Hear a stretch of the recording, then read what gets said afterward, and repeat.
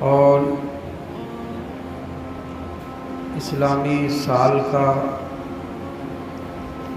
پہلا مہینہ ہے۔ اسلامی سال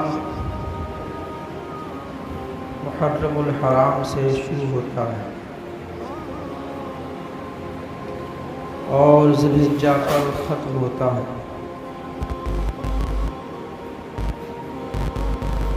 جب ہمارا اسلامی سال شروع ہوتا ہے تب بھی ہمیں قربانیاں یاد دلاتا ہے کہ نواسۂ رسول جگر گوشہ بطول حضرت امام حسین رضی اللہ تعالیٰ عنہ نے اپنی اور اپنے گھر والوں کی، اپنے بیٹوں کی، اپنے عزیزوں کی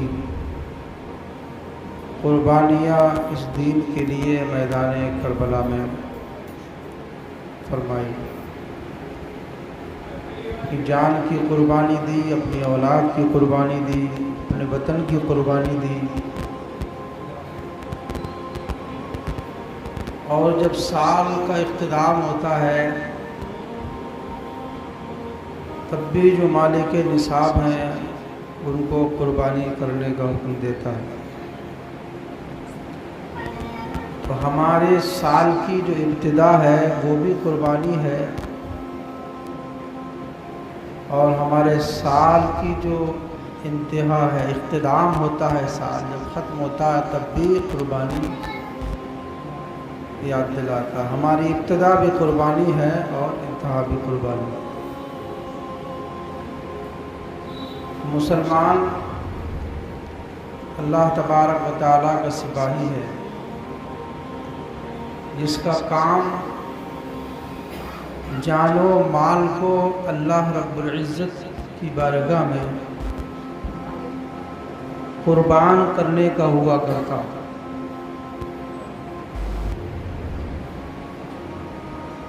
گزشتہ جو مہینہ ذی الحجہ کا گزرا، پورے مہینے سیدنا ابراہیم علیہ نبینا علیہ السلام کی زندگی پر آپ نے بیان سماعت کیا، اور ان کی زندگی بھی قربانیوں سے بھری پڑی ہے۔ کتنی قربانیاں دیں آپ نے بیان میں سماعت کیا۔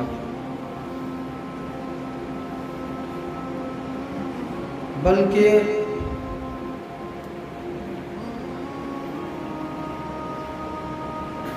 حضرت اسماعیل علیہ السلام کو جو حضرت ابراہیم علیہ السلام ذبح کر رہے تھے،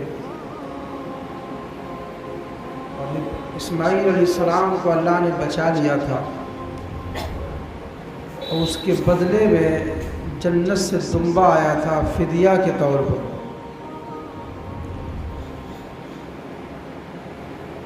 اسماعیل علیہ السلام کو تو بچا لیا گیا تھا، دمبے کی قربانی کی گئی تھی، اور وہ امت محمدیہ آج بھی کرتی ہے۔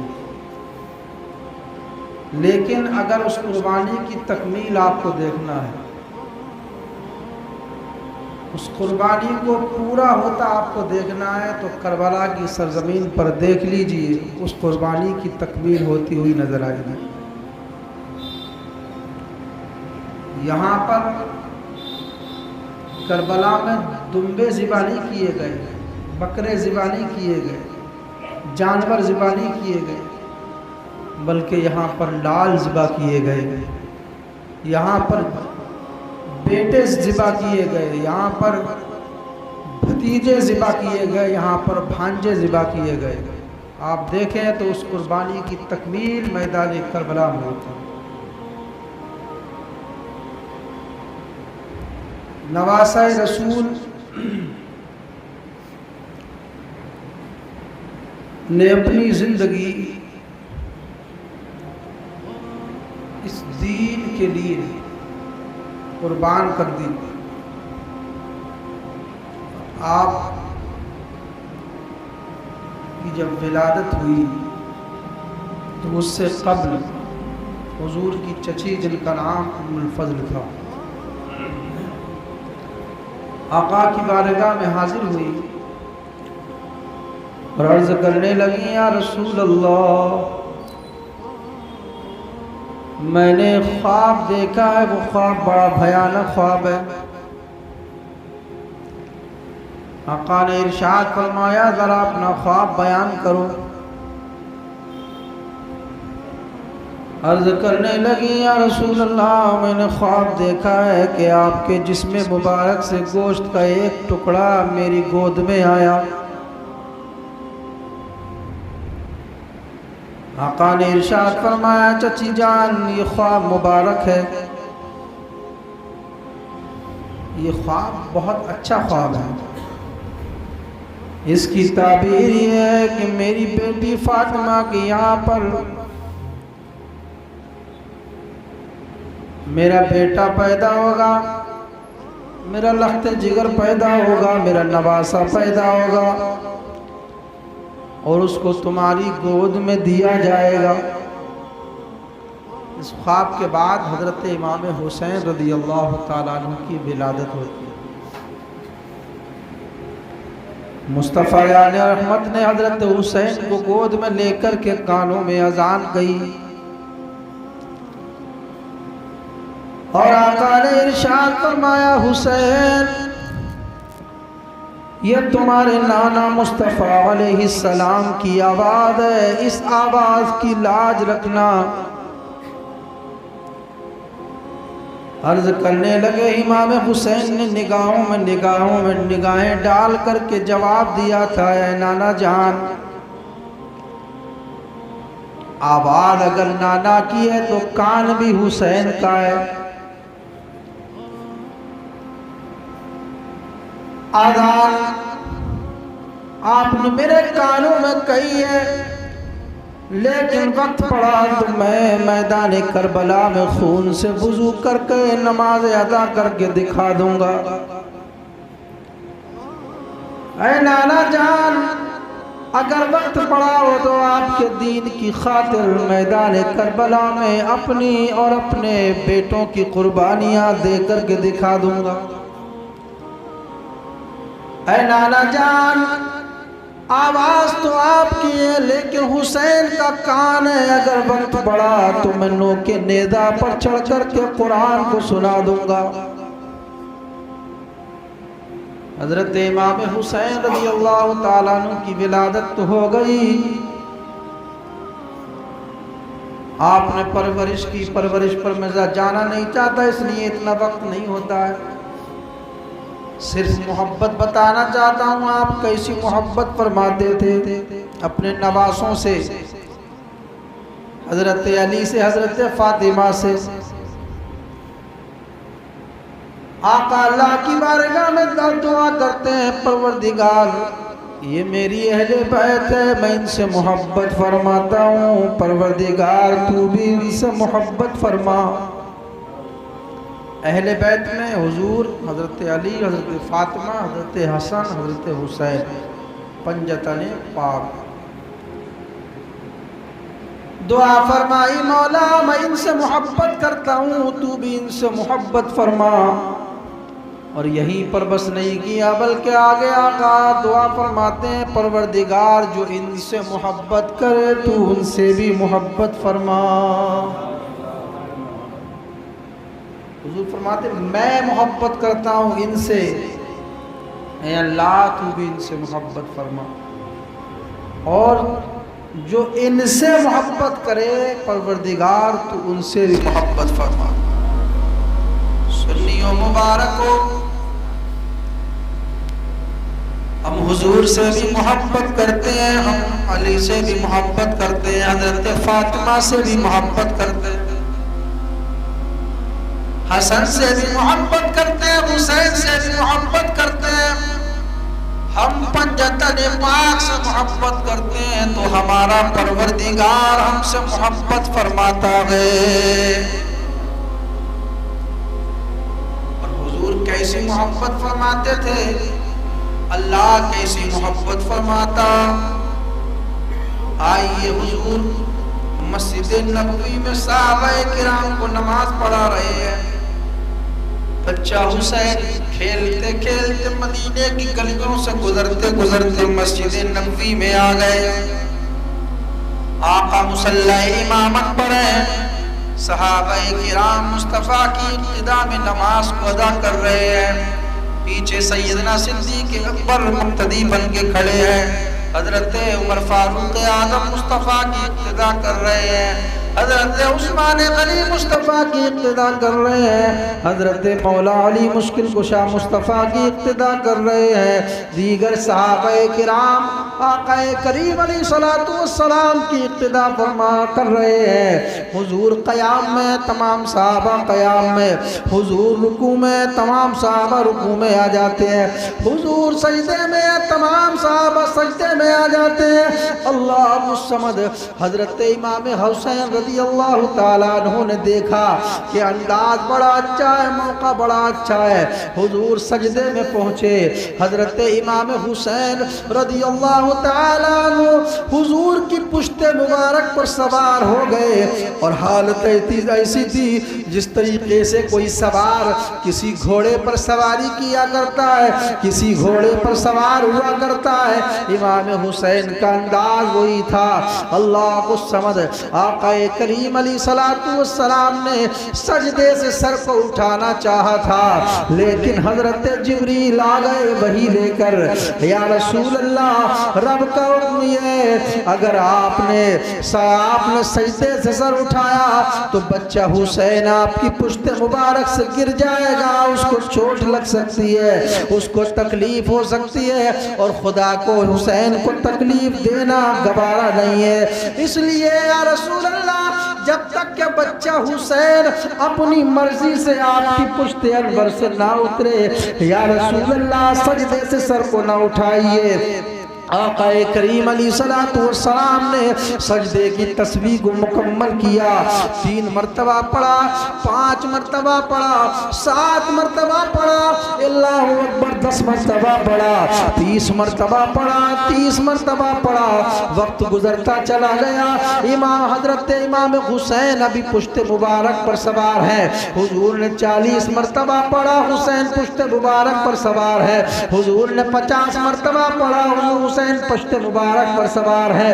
حضور نے 60 مرتبہ پڑھا, حسین پشت مبارک پر ہے. حضور نے 70 مرتبہ پڑھا, حسین پشت مبارک پر سوار ہے. اللہ الصمد آقا کریم علیہ الصلوۃ والسلام نے 72 مرتبہ سجدے کی تسبیح کو تلاوت کر لیا ہے.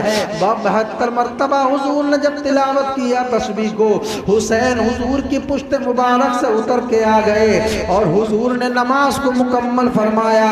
حضور صلی اللہ علیہ وسلم نے اسی نماز کو آگے بڑھایا. حضور نے دوبارہ نماز کی نیت نہیں باندھی, دوبارہ نماز شروع نہیں کی. اللہ کو سمجھ, آج وہ لوگ جنہوں نے کتابوں میں لکھا ہے صراط مستقیم وغیرہ میں کہ اگر نماز میں حضور کی طرف خیال پہنچ جائے تو یہ گدھے بیل بھینس کے خیال میں ڈوب جانے سے برا ہے. یعنی نماز میں گدھے کا خیال آ جائے, بھینس کا خیال آ جائے, جانوروں کا خیال آ جائے تو نماز ہو جائے گی, لیکن حضور کا خیال آ جائے تو یہ بدتر ہے, اس سے نماز نہیں ہوگی. اللہ الصمد, اب مجھے بتاؤ حضور کی جو نماز طویل ہوئی ہے, حضور نے جو سجدہ طویل کیا وہ کس وجہ سے کیا ہے؟ حضور کی نماز میں حضرت امام حسین کا خیال حضور کو آیا تھا, اسی وجہ سے سجدہ کو لمبا کیا گیا تھا. میں یہ کہنا چاہتا ہوں, جب ایک نبی کے دل میں امتی کا خیال آ رہا ہے, تو جب نبی کی نماز مکمل ہو رہی ہے تو جس دل میں نبی کا خیال آ جائے وہ نماز مکمل کیوں نہیں ہوگی, وہ نماز کیسے نہیں ہوگی؟ بلکہ ہم تو یہ کہا کرتے ہیں وہ نماز کیا ہوگی جس میں محبت رسول اللہ ہو. نماز خدا کے لیے ادا کر رہے ہو اور جلوے مصطفیٰ کے ہو. آقا فرماتے ہیں نماز اس طریقے سے ادا کرو جس طریقے سے میں پڑھتا ہوں. جیسے میں رکوع کرتا ہوں ویسے رکوع کرو, جیسے میں سجدہ کرتا ہوں ویسا سجدہ کرو. اور پھر قاعدے میں چلو السلام علیکہ ایھا النبی, اے نبی آپ پر سلام ہو. یہاں پر نبی پر سلام بھیجنا رہتا ہے قاعدہ میں. اور آگے چلی اللہم صلی علی محمد, اے محمد آپ پر درود و سلام ہو. وعلی آل محمد, اور آپ کی آل پر بھی ہو. اللہ الصمد, یہاں پر تو نام لے کر کے حضور پر درود بھیجا جا رہا ہے, آل محمد پر درود بھیجا جا رہا ہے. وہ کیسے لوگ ہیں جو کہتے ہیں نماز میں حضور کی طرف خیال لے جانا یہ گدے بیل بھینس کے خیال سے بھی برا ہے. یہ تمہارا خیال ہے, تمہیں مبارک ہے, لیکن ہم تو کہتے ہیں علماء فرماتے ہیں فقہ حنفی کا مسئلہ یہ ہے کہ السلام علیکہ ایھا النبی, انسان جب کہے تو یہ تصور کرے کہ میرے سلام کو حضور سماعت کر رہے ہیں, سن رہے ہیں اور اپنی شایان شان ہمیں جواب بھی عطا فرما رہے ہیں. اللہ کو سمجھ. تو پتہ چلا کہ اگر نماز میں حضور کا خیال آ جائے تو نماز اکمل ہوا کرتی ہے, مکمل ہوا کرتی ہے, پوری ہو جایا کرتی ہے, مقبول ہو جایا کرتی ہے. اللہ کو سمجھ. حضرت امام حسین پشت مبارک سے اترے اور آ گئے اپنی امی جان کی بارگاہ میں, عرض کرنے لگے اے امی جان آج ہم نے حالت نماز میں نانا کو گھوڑا بنایا. یعنی حضور جو تھے, نانا جان جو سجدے کی حالت میں تھے, ہم ان کی پشت مبارک پر سوار ہو گئے. یا اے امی جان آج ہم نے نانا کی اون پیٹھ پر سواری کی ہے. حضرت فاطمہ نے ارشاد فرمایا بیٹا حسین تم نے نبوت کا لحاظ نہ کیا, تم نے امامت کا لحاظ نہ کیا, تمہیں امامت کا لحاظ کرنا چاہیے تھا. حضرت امام حسین نے عرض کیا امی جان اس میں کوئی راز کی بات ہے؟ کہا بیٹا اس میں کون سی راز کی بات ہے, اس میں کون سا راز چھپا ہوا ہے کہ مصطفیٰ سجدے میں ہو اور بے اور دباسا اس پشت انبر پر سوار ہو گیا. حضرت امام حسین نے عرض کیا تھا اے امی جان اس میں راز کی بات یہ ہے کہ آج میری وجہ سے میرے نانا کو سجدے کی تسبیح کو 72 مرتبہ تلاوت کرنا پڑا ہے. اگر وقت پڑا تو میں اسی نانا کے دین کی خاطر میدان کرب و بلا میں 72 تن کو قربان کر کے نانا کا دین بچا لوں گا اور لوگ کے نیزہ پر چڑھ کر کے قرآن کو سنا دوں گا. اور مصطفیٰ جان رحمت کے نواسے نے یہ کر کے دکھایا. جب حسین کا سر نیزے پر چڑھا دیا گیا تو قرآن کی تلاوت کی آواز آ رہی ہے آتی آپ کے لب ہل رہے تھے. وَسَيَعْلَمُ الَّذِينَ ظَلَمُوا وَأَيَّ مُنْقَلَبٍ يَنْقَلِبُونَ. یہ قرآن کی آیت تلاوت کر رہی. اچھا اللہ کتنا پیار فرماتا ہے حسین سے. نماز میں حضور کی پشت پر سوار ہوئے, اللہ نے فرمایا حبیب سجدے سر نہ اٹھائیے, اور پھر حضور نے بھی سجدے کو طویل فرمایا. اللہ پیار فرماتا ہے, حضور پیار فرماتے ہیں, علی و فاطمہ پیار کرتے ہیں, حضرت حسن پیار کرتے ہیں, اور ہمیں بھی حضور نے پیار کرنے کا حکم دیا ہے. حضور نے نہیں بلکہ اللہ نے حکم دیا ہے. اللہ فرماتا حبیب آپ کہو لوگوں سے قُلْ لَا أَسْأَلُكُمْ عَلَيْهِ أَجْرًا, میں تبلیغ دین پر تم سے کچھ اجرت نہیں مانگتا مگر میرے اہل بیت سے محبت کرو, میری اہل بیت سے پیار کرو. جب کچھ نہ مانگا تو محبت بھی نہیں مانگی جاتی تاکہ بدلے کی صورت نہ ہو. تو یاد رکھو اہل بیت سے محبت کرنا یہ اہل بیت کی ضرورت نہیں ہے بلکہ یہ امت کی ضرورت ہے.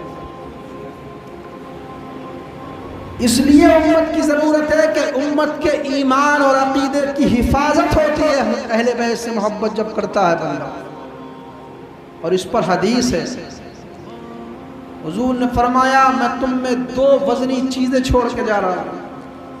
ایک اول ما کتاب اللہ، اللہ کی کتاب، اور دوسری و عطرت اہل بیتی، میں اپنی اہل بیت چھوڑ کر کے جا رہا ہوں، ان دونوں کو مضبوطی سے تھامے رہنا، لا تضلوا بعدی، میرے بعد تم کبھی گمراہ نہ ہو۔ کیا فرمایا تھا حضور نے؟ میری اہل بیت سے محبت کرنا، میری اہل بیت کے دامن کو تھام لینا، اور قرآن پاک کو پکڑ لینا، قرآن پاک کو اپنے سینے سے لگانا، قرآن کا دامن پکڑنا اور اہل بیت کا دامن پکڑنا، تم کبھی گمراہ نہ ہوگے، حضور نے گارنٹی دی۔ لیکن آج مسلمانوں کی کنڈیشن کیا ہے؟ کوئی صحابہ کی شان میں گستاخیاں کر رہا ہے، کوئی نبی پاک کی شان میں گستاخیاں کر رہا ہے۔ کچھ تو وہ ہیں جنہوں نے اہل بیت کا دامن تو پکڑا، لیکن کہا قرآن کے پارے بھی پورے نہیں ہیں، قرآن کے 40 پارے ہیں، اس لیے گمراہ ہو۔ صحابہ کرام کو گالیاں دی، خلیفہ اول، خلیفہ دوم، خلیفہ سوم کو گالیاں دی۔ اہل بیت کے دامن کو تو پکڑا، لیکن دیگر صحابہ کی شان میں گستاخیاں کی، قرآن کے پارے بھی پورے نہ مانے۔ اور کچھ وہ ہیں جو قرآن چلاتے ہیں، قرآن اتنا پڑھتے ہیں، حضور فرماتے ہیں وہ اتنا قرآن پڑھیں گے قیامت کے قریب کہ قرآن کی رونق ان کے چہرے سے ظاہر ہوگی، لیکن قرآن کے حلق سے نیچے نہیں اترے گا۔ سمجھ لو وہ ایسے نکل جائیں گے جیسے کمان سے تیر نکل جاتا ہے، وہ مومن نہیں ہوں گے۔ تو پتا چلا کسی نے قرآن کو پکڑا، لیکن اہل بیت کا بغض ان کے سینے میں پلتا رہا۔ آج وہی لوگ ہیں جو کہتے ہیں کہ امام حسین نے بغاوت کی تھی، ان کو حکومت چاہیے تھی، یزید امیر المومنین کے حق پر تھا۔ اب میں کہنا چاہتا ہوں حضور نے گارنٹی دی تھی دو چیزوں پر، میری اہل بیت سے محبت کرنا اور قرآن کو مضبوطی سے پکڑے رہنا۔ تو کسی نے تو قرآن کو چھوڑا اور کسی نے اہل بیت کا بغض اپنے سینے میں پالا۔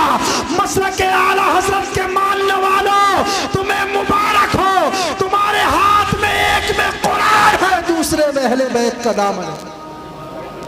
تم یہاں بھی کامیاب ہو اور آخرت میں بھی اچھا انجام اللہ نے ایسے لوگوں کے لیے رکھا، حق والوں کے لیے۔ اچھا آپ کہتے ہیں کربلا میں امام حسین سے جو لڑنے آئے تھے تقریباً 10,000 عالم اور مفتی تھے اس میں، لیکن دنیا غالب تھی۔ اذان ادھر بھی ہو رہی ہے، اذان امام حسین کے خیمے میں بھی ہو رہی ہے، سجدہ ادھر بھی ہے، سجدہ ادھر بھی۔ کربلا میں ہم کیسے فیصلہ کریں؟ کلمہ پڑھنے والے لوگ ادھر بھی ہیں۔ آج لوگ کہتے ہیں کلمہ کو مسلمان سب ایک ہیں۔ تمہارے حساب سے ہوں گے، تم اپنے حساب سے کر سکتے ہو، لیکن شریعت کی جو حدیث ہے فلا تجالسوہم ولا تباکلوہم ولا تشارکوہم ولا تصلوا علیہم ولا تصلوا معہم ولا تناکحوہم، اور بھی ہے صحیح مسلم کی متفق، ان کے ساتھ کھاؤ نہیں، ان کے ساتھ پیو نہیں، ان کے ساتھ اٹھو نہیں، ان کے ساتھ مت بیٹھو، ان کے ساتھ نکاح نہ کرو، یہ بیمار پڑ جائے تو انہیں دیکھنے نہ جاؤ، یہ مر جائے تو ان کے جنازے میں نہ جاؤ، ان کے پیچھے نمازیں نہ پڑھو، ان پر نماز جنازہ نہ کرو۔ یہ بتاؤ یہ گمراہوں بدمذہب کے تعلق سے حدیث ہے، اس پر عمل کون کرے؟ سب کلمہ کو مسلمان ایک ہے تو یہ حدیث آئی کس کے لیے؟ نماز کوئی غیر مسلم سے پڑھتا نہیں ہے تو حضور نے فرمایا ان کے پیچھے نماز نہ پڑھو۔ نماز جنازہ کسی غیر مسلم کی تو ہوتی نہیں ہے تو حضور نے فرما دیا ہو ان پر نماز نہ پڑھو۔ نکاح کوئی غیر مسلم تو کرتا نہیں ہے، وہ تو اپنے حساب سے شادیاں کرتے ہیں، تو حضور نے فرمایا ان کے ساتھ نکاح نہ کرو۔ یہ بیمار پڑ جائیں تو ان کی عیادت کو نہ جاؤ، کس لیے؟ سمجھو اس بات کو۔ حضور فرماتے ہیں میری اہل بیت حضرت نوح کی کشتی کی طرح ہے، جو کشتی میں آیا تھا وہ بچ گیا، اور جو کشتی سے اتر گیا، کشتی سے دور رہا، وہ ہلاک ہو گیا۔ حضور فرماتے ہیں جو اہل بیت کی محبت پر مرا وہ ایمان پر مرا، اور جو اہل بیت کے بغض میں مرا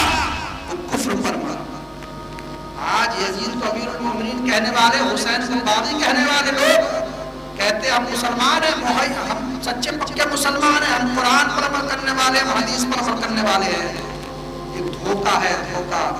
نئے نئے لیبل لگا کر کے مارکیٹ میں لوگ آئیں گے.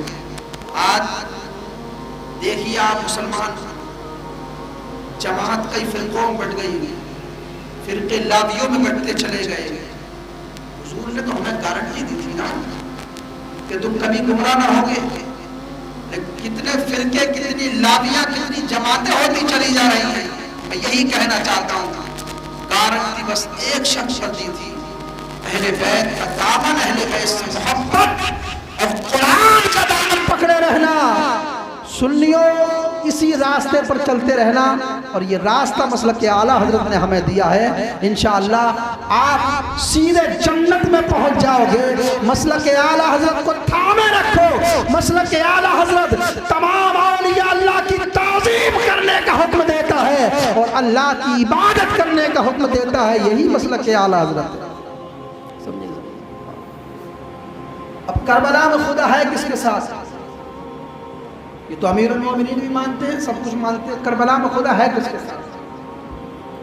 آؤ نماز ادھر بھی ہے، نماز ادھر بھی ہے، کلمہ ادھر بھی ہے، کلمہ ادھر بھی ہے، رکوع ادھر بھی ہے، رکوع ادھر بھی ہے، سجدہ ادھر بھی ہے، سجدہ ادھر بھی ہے. کلمہ پڑھنے والے لوگ ادھر بھی ہیں، کلمہ پڑھنے والے لوگ ادھر بھی ہیں. لیکن امام حسین بڑی جماعت کو دیکھ کر کے ان کے پیچھے نمازیں نہیں پڑھتے ہیں، بلکہ وہ جو اپنے آپ کو حق والے کہہ رہے تھے وہ امام حسین کے پیچھے نماز پڑھتے. ہرنے جو کہ گرفتار کرنے کے لیے آئے تھے، ہرنے امام حسین کے پیچھے نماز پڑھی تھی. اللہ الصمد، اللہ الصمد. میں یہ کہنا چاہتا ہوں، نماز ادھر بھی ہو رہی ہے، سجدے ادھر بھی ہو رہے ہیں، نماز رکوع ادھر بھی ہو رہے ہیں، رکوع ادھر بھی ہو رہے ہیں، قیام ادھر بھی ہو رہے ہیں، قیام ادھر بھی ہو رہے ہیں، سجدے ادھر بھی ہو رہے ہیں، سجدے ادھر بھی ہو رہے ہیں، کلمہ ادھر بھی پڑھا جا رہا ہے، کلمہ ادھر بھی پڑھا جا رہا ہے. ہم کیسے پتہ لگائیں کربلا میں خدا کس کے ساتھ ہے؟ تو قرآن نے ہماری رہنمائی کی. اگر یہ جاننا ہو کہ خدا کس کے ساتھ ہے تو تلاش کر لو صبر کس کے ساتھ ہے. جس کے ساتھ صبر ہے کربلا میں خدا اس کے ساتھ ہے. کس کے ساتھ ہے صبر؟ ان اللہ مع الصابرین، بے شک اللہ صابروں کے ساتھ ہے، صبر کرنے والوں کے ساتھ ہے. صبر کو امام حسین کی طرف تھا نا. 3 دن کے بھوکے تھے، پانی بند کر دیا گیا. 18 سال کا بیٹا علی اکبر کٹا دیا. 22 سال کا بھتیجا قاسم، چھوٹے چھوٹے اپنے بھانجوں نے محمد کو شہید کرا دیا. شہادت انشاءاللہ میں اپنے جملے میں بیان کروں گا، لیکن یہاں یہ بتانا چاہتا ہوں اہل بیت سے محبت کرو. امام حسین سے باغی نہ کہنا کسی ملا کے کہنے میں آ کر، کسی جماعت کے کہنے میں آ کر. کوئی حدیث کے نام پر گمراہ کرے، کوئی تبلیغ کے نام پر گمراہ کرے، ٹھوک کر مار دینا. ایسی تبلیغ کو اور ایسے حدیث کے دعویٰ کرنے والوں کو وہ تمہارے دل سے اہل بیت کی محبت نکال دینا چاہتے ہیں. لیکن ہمارے بزرگوں نے ہمارے رگوں میں ہمیں گھٹی میں پلایا ہے اہل بیت کی محبت کو، اور قرآن کا دامن بھی مضبوطی سے تھامے رہنا ہے. نماز کا بھی وقت ہو رہا ہے. بات کھچڑا کی میں کرنا چاہتا ہوں. محرم الحرام کا جو کھچڑا بنایا جاتا کہتے ہیں یہ جو ہے بدعت ہے، شرک ہے. میں کہتا ہوں کون سی چیز اس میں ناجائز ہے؟ کچھ اناج ڈالتے ہیں اس میں، گیہوں ہوتا ہے، دالیں ہوتی ہیں، نمک مرچ ہلدی وغیرہ، ساری تو پاک چیزیں پڑ رہی ہیں، تو ناپاک کہاں سے ہو گیا؟ کھچڑے کی حقیقت بتاؤں کہاں سے؟ حضرت نوح علیہ السلام جب آپ کی کشتی جودی پہاڑ پر پہنچی تھی، طوفان کو جب آیا تو وہ دن بھی عاشورہ کا دن تھا، 10 محرم الحرام. سیدنا نوح علیہ السلام نے وہاں کھچڑا بنایا تھا. 7 رنگ کے اناج، گیہوں بھی تھا اس میں، 7 رنگ کے اناج ڈالے تھے امام حضرت سیدنا نوح علیہ السلام نے، اور وہاں پر کھچڑا بنایا تھا. کشتی جو آپ کی لگی تھی وہ 10 محرم الحرام کو عاشورہ کے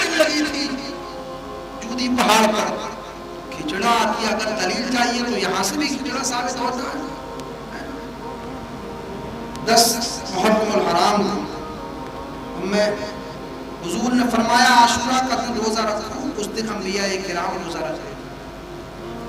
حضور نے فرمایا یوم عاشورہ کا روزہ رکھو، اس میں یہودیوں کی مخالفت کرو، اس سے پہلے یا بعد میں ایک دن کا روزہ رکھو. یعنی ایک روزہ تو عاشورہ کا، یہودی ایک دن روزہ رکھتے تو حضور نے فرمایا ہم ان کی مخالفت کریں گے، ایک روزہ اور رکھیں گے، تو 2 روزہ رکھو. 10 کا 11 کا رکھ لو، یا 9 کا اور 10 کا رکھ لو، یا کوئی 10 دن بھی روزہ دار رہنا چاہتا ہے تو وہ بھی رکھ سکتا ہے. یاد رکھیے جب بھی عاشورہ کا روزہ رکھیں تو ساتھ ہی نبی یا 11ویں محرم الحرام کا روزہ بھی رکھ لینا بہتر ہے. اگر کسی نے صرف 10 محرم الحرام کا روزہ رکھا تب بھی جائز ہے. ارشاد فرمایا مجھے اللہ پاک پر گمان ہے کہ عاشورہ کا روزہ 1 سال پہلے کے گناہ مٹا دیتا ہے. یہ مسلم شریف کتاب الصیام سے حدیث دی گئی ہے. یوم عاشورہ کی مبارک نسبت سے اسی دن 10 محرم الحرام کو سیدنا موسیٰ علیہ السلام کی مدد فرمائی گئی تھی اور فرعون اس کا پیروکار ہلاک ہوا دریائے نیل میں. اسی دن 10 محرم الحرام حضرت سیدنا نوح علیہ السلام کی کشتی جودی پہاڑ پر ٹھہری تھی. اسی دن حضرت سیدنا یونس علیہ السلام کو مچھلی کے پیٹ سے نجات ملی تھی. اسی دن حضرت آدم علیہ السلام کی توبہ قبول کی گئی. یہ لفظ پیغمبران آتی، اس پر اجر دیا جاتا ہے، اس پر سزا نہیں دی جاتی. یہ لفظ پیغمبران آئے تھا اجتہادی اس کو بولتے ہیں. اسی دن حضرت سیدنا یوسف علیہ السلام کنویں سے نکالے گئے تھے. اسی دن حضرت سیدنا عیسیٰ علیہ السلام کی ولادت ہوئی اور اسی دن آپ کو آسمان پر اٹھایا گیا. اسی دن سیدنا داؤد علیہ السلام کی توبہ قبول ہوئی. اسی دن حضرت سیدنا ابراہیم علیہ السلام کی ولادت ہوئی اور اسی دن نواسۂ رسول امام حسین رضی اللہ تعالیٰ عنہ کی شہادت ہوئی.